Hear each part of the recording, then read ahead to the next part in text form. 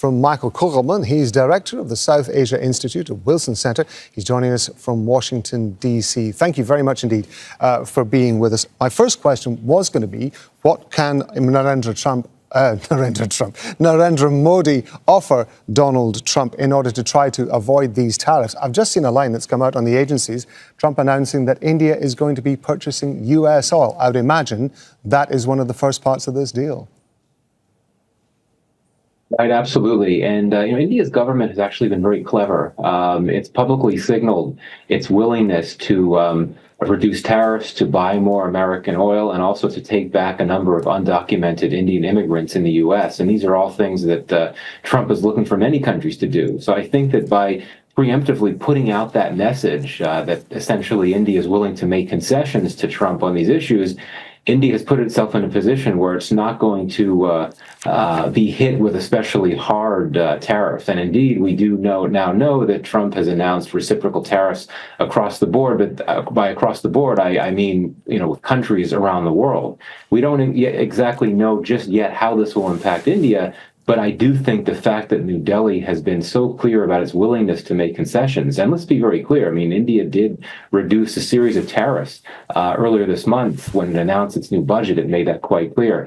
And so I think that's something that will appease Trump and his administration. It's going to be interesting to see what other lines come out of that. And I think we are expecting some sort of press conference, a live event, maybe in about 45 minutes or something. We'll be bringing that to our viewers. But it's not just going to be about tariffs as well, isn't it? Because one of the, if I understand it correctly, India is one of the largest sources for illegal migration into the US compared to Latin American countries, second only to Latin American countries.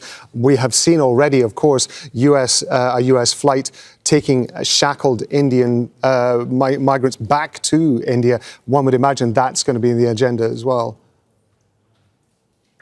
Yeah, absolutely. I mean, I think both leaders will want to maintain a positive tone in this meeting, so I don't think that they'll dwell on the issue of immigration, which is clearly a very delicate issue for India. But indeed, according to some estimates, there are more than 700,000 undocumented Indian immigrants in the U.S., the third largest group. And, India has said it's willing to take some back, but it's unclear how many it's been willing to take back. And, as you noted, there was a plane load of just over 100 of them that returned to India last week. I do think that one of the goals of the Indian government in the days ahead, not necessarily at the summit today, is to try to reach an agreement with the U.S. as to how many of these undocumented immigrants India would actually be taking back, because we're talking about what could be a very large number.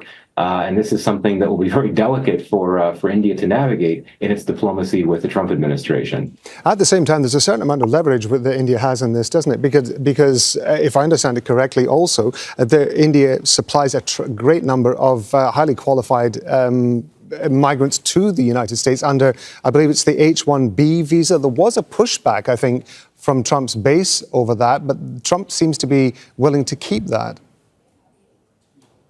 Right. I mean, it's unclear what's going to happen at this point, but indeed, both Trump and some of those close to him, including Elon Musk, have signaled their support for the H-1B visa program. But indeed, you do have some influencers and others that are close to Donald Trump that have been very critical of it because, in their view, it takes jobs away from Americans. But this is something that's very important for India and for the U.S.-India relationship, because if there are curbs to this program, that would mean that the large number of Indian tech workers working in the U.S. would be cut back. And technology has actually been a big area of cooperation in U.S.-India relations in recent years. So I think that India has a very strong interest in ensuring that visa program remains intact and in place. Obviously, we've got this upcoming security meeting in Munich. We've got the statements coming out of NATO with regard to Ukraine. Now, of course, India's position with regard to Ukraine was a point of contention with the Biden administration. It said, if I understand it correctly, again, that Modi had refused to condemn Russia for its war in Ukraine. How is that going to play out with regard to the Trump administration and what we've seen over the last 24 hours or so? Right. I mean, there's several areas of tension there had been several areas of tension in the Biden administration that are essentially going to melt away in the Trump administration, and the issue of the war in Ukraine is one of them.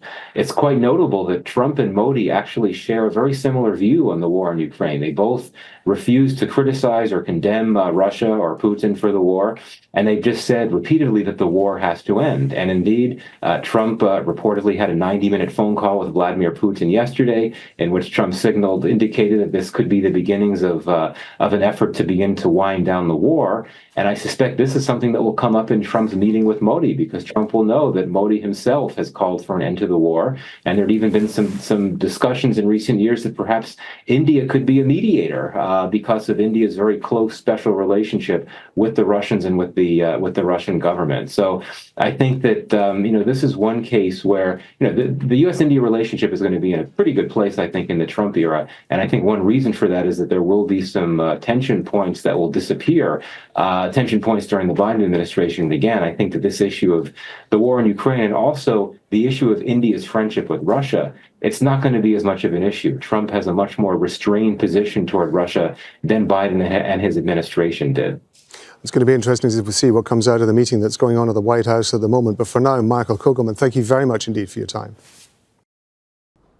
Make sure to subscribe to our channel to get the latest news from Al Jazeera.